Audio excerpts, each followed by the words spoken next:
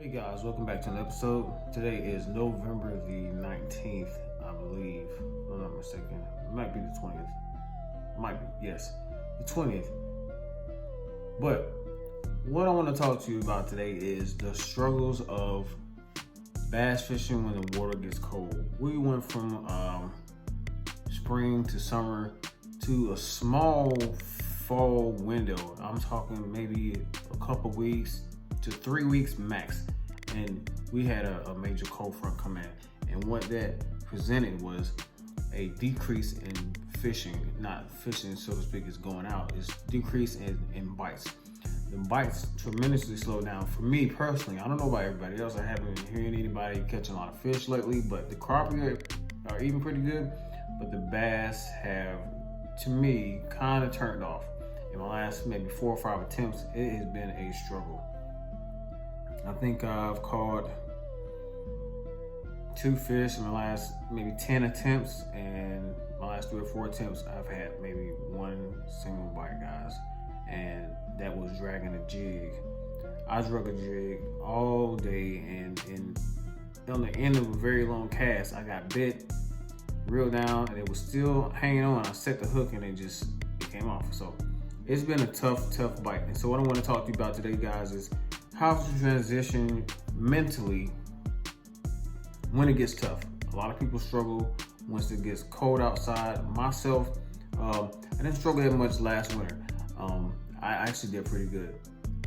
And now that we're coming back into that winter stage, I'm considering this winter right now because the water temps are cold. The few bass that I've caught, they're actually cold. We've had some very cold mornings, and we've had some very, very cold nights.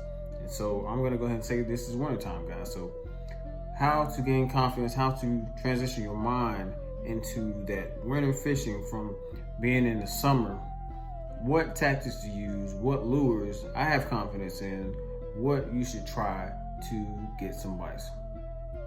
So guys, we're gonna get right into it. I'm gonna show you a couple ideas, but here are a couple clips from just some of my previous fishing, what I was doing, how I struggled.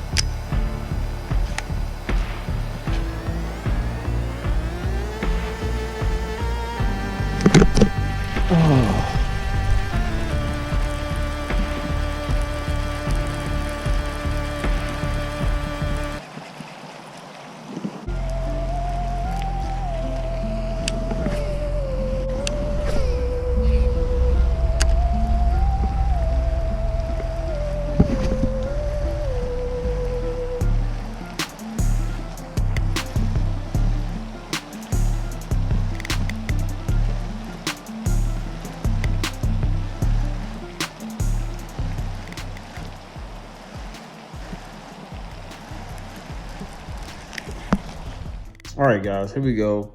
Just a few things that I am going to suggest, a few things that I'm going to start using as of right now. Now that these fish have actually kind of slowed down and turned off, and it's gotten colder out. It's been really, really tough, and sometimes you got to go finesse. Sometimes you got a little bit of power to them, a little bit of power fishing, and you just got to zone in and just figure out exactly where to catch these fish and how and what to use. So we're gonna start with the bottom bait, guys. And the number one thing right now, in my opinion, what I need to be doing is, and what I need to be using is a shaky head, guys. A shaky head with a straight tail worm, and it might not necessarily have to be the Zoom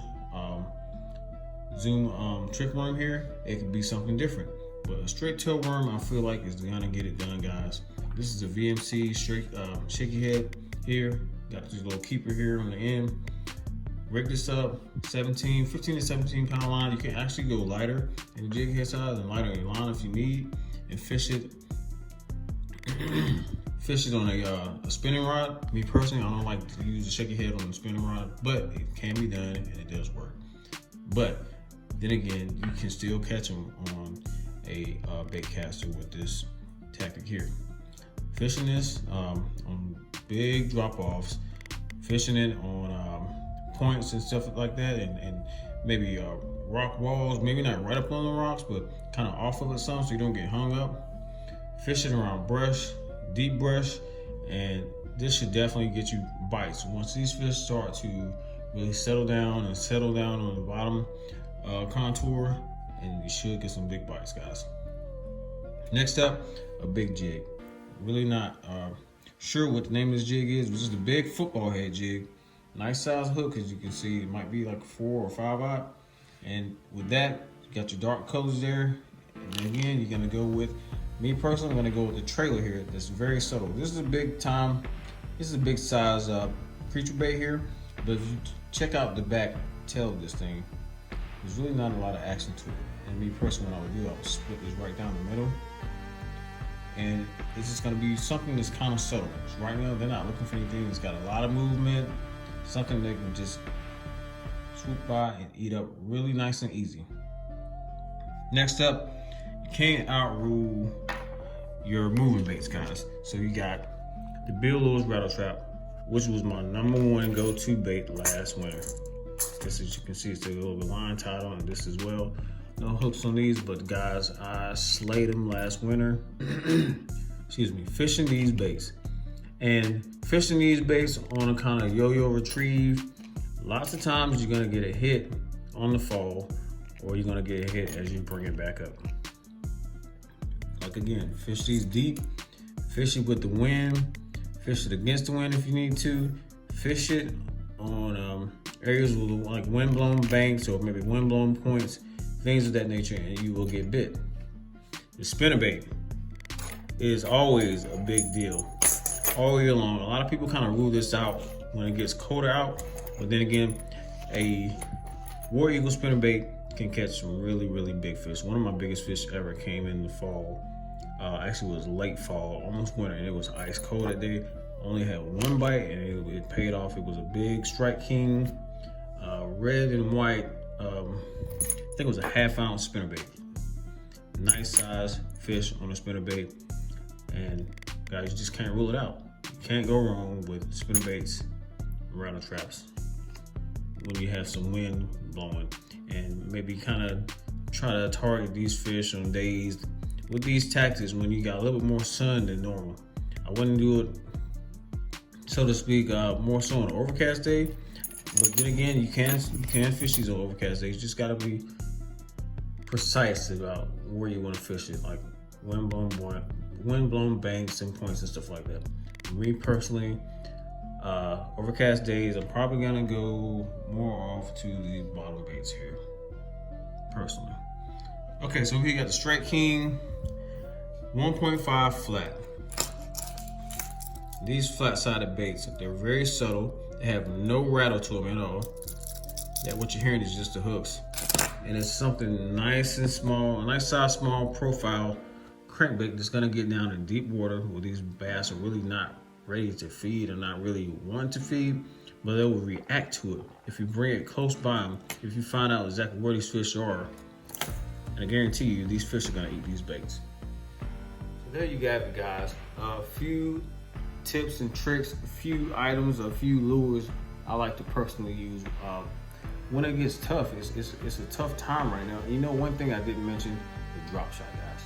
Throw this straight tail worm here on a drop shot, and it's gonna be money. You know you can drop shot all year long, but it really excels when it gets cooler outside. And these bass are kind of suspended off the bottom, or they're kind of around areas where they got some wood or maybe some rocks that's holding some heat. They're gonna be looking for areas like that. So guys, don't give up on fishing when it gets cold. I sure will. It's been a struggle for me the last few times out, and I have had one single bite.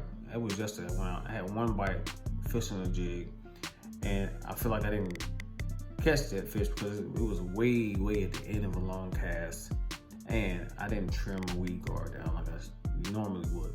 But mental mistake, my fault. Next time, I gotta capitalize on it. So guys, as always, like, comment, subscribe, share my videos. I hope you guys enjoyed this episode, and I'll catch you in the next one.